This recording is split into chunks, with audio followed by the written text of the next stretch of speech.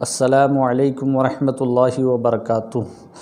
دوستو، ایک بار نبی پاک صلی اللہ تعالیٰ علیہ وسلم پر درود پاک صلی اللہ علی النبی الامی و آلہ صلی اللہ علیہ وسلم صلاۃ و سلام علیک یا رسول اللہ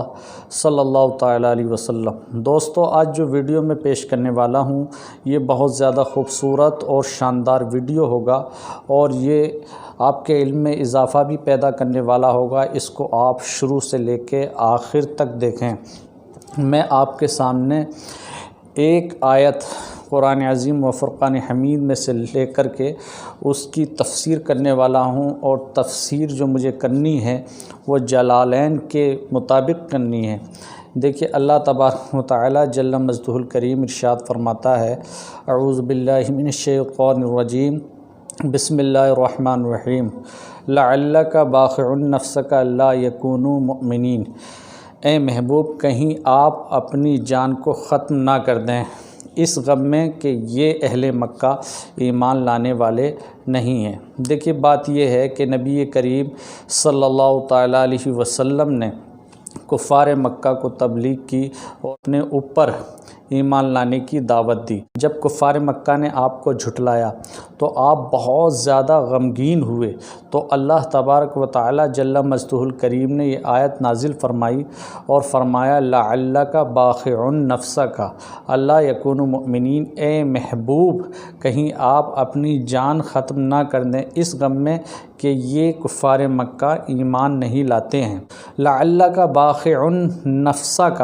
قاتلھا غما من اجل، یعنی آپ اپنی جان کو ہلاک نہ کر دیں۔ اللہ یکونو، اے اہل مکہ مومنین، یعنی اہل مکہ ایمان لانے والے نہیں ہیں۔ ولعل ہاہنا للاشفاق، اے اشفق علیک بتخفیف ھذا الغم، یعنی اے محبوب صلی اللہ تعالیٰ علیہ وسلم،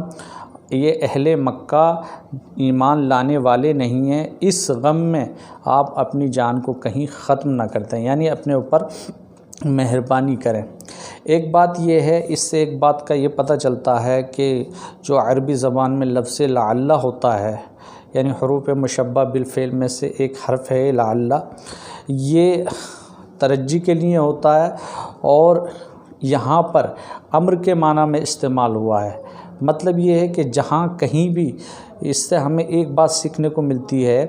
کہ ہم عربی زبان میں اگر اس ایسے جملے کو ادا کرنا چاہیں جو جملہ قرآن عظیم و فرقان حمید میں ہے،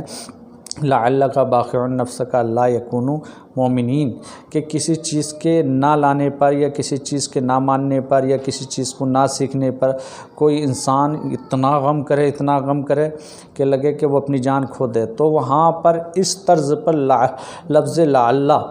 امر کے معنی میں استعمال کیا جا سکتا ہے۔ لیکن اس چیز کا دھیان رہے کہ صرف لفظ لعل بغیر کسی کلمے کے ملائے یہ معنی نہیں دے سکتا امر کے، کیونکہ حرف کسی معنی کو جب ہی بتاتا ہے جب اس کے ساتھ کلمات کو جوڑا جاتا ہے۔ سوال یہ پیدا ہوتا ہے کہ نبی کریم صلی اللہ تعالیٰ علیہ وسلم بار بار کفار مکہ پر کوشش کر رہے تھے کہ وہ ایمان لائیں، اور ایمان نہ لانے پر ان کے آپ اتنے غمگین ہو رہے تھے کہ جیسے آپ اپنی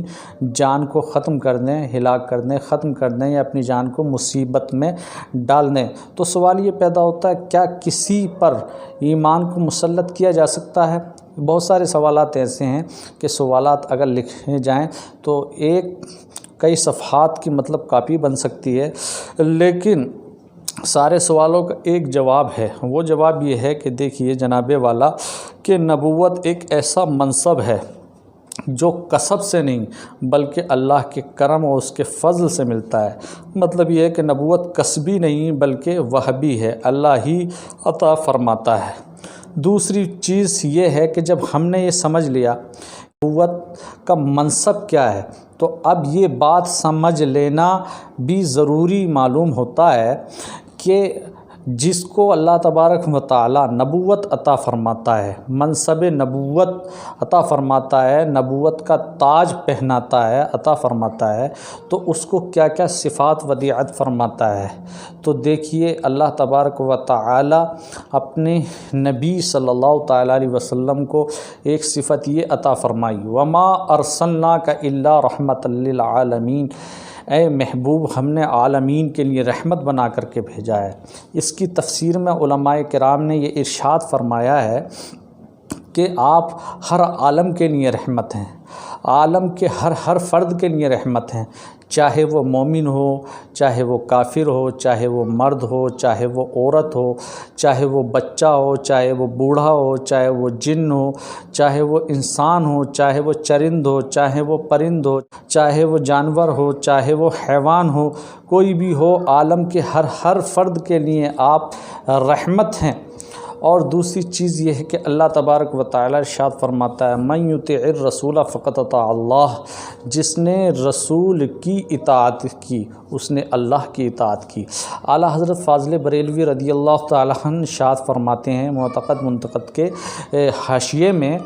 کہ اللہ تبارک و تعالی نے اپنے رسول کی اطاعت کو اپنی اطاعت فرمایا ہے، مطلب اللہ کی اطاعت کے ساتھ اس کے حبیب کی اطاعت بھی ملی ہوئی ہے، یعنی جس کے ماننے پر، جس کے مطابق چلنے پر ثواب کا وعدہ کیا گیا ہے، اور جس کے نہ ماننے پر اور جس کے خلاف چلنے پر عذاب کی وعید کی گئی ہے۔ تو اب دیکھیے بات یہ ہے کہ اب کوئی بھی صاحب عقل ان باتوں کو سمجھنے کے بعد میں یہ سوال نہیں کر سکتا کہ نبی کریم صلی اللہ تعالیٰ علیہ وسلم کفار مکہ سے اتنا اصرار کیوں کر رہے تھے کہ وہ ایمان لے آئیں۔ وہ اسی لیے کہ آپ پر جو مادہ رحمت ہے، جو صفت رحمت ہے، یہ اتنی متصل تھی کہ آپ ہر حالت میں یہی چاہتے تھے کہ یہ کفار مکہ میں ان کے لیے رحمت ہوں کہ کاش ایمان لے آئیں، اور ایمان لانے کے بعد میں یہ اللہ کی رحمت کے مستحق بن جائیں اور ہمیشہ کے عذاب سے بچ جائیں۔ اگر یہ ایمان نہ لائے تو چونکہ اگر انہوں نے میری بات نہ مانی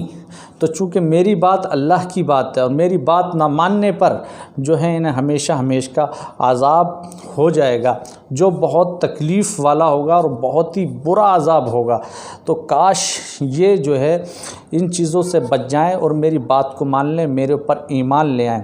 کہ جس کی وجہ سے آپ اتنے غمگین ہوئے کہ اللہ تبارک و تعالیٰ نے یہ آیت کریمہ نازل فرمائی کہ لعلک باخع نفسک الا یکونوا مؤمنین، کہ اے محبوب کہیں آپ اپنی جان کو ختم نہ کر دیں اس غم میں کہ یہ اہل مکہ، یہ کفار مکہ ایمان لانے والے نہیں ہیں۔ تو حضرات محترم، جہاں اس آیت میں اللہ تبارک و تعالیٰ نے اپنے محبوب کی محبوبیت کی شان کا اظہار فرمایا ہے، وہیں اس آیت میں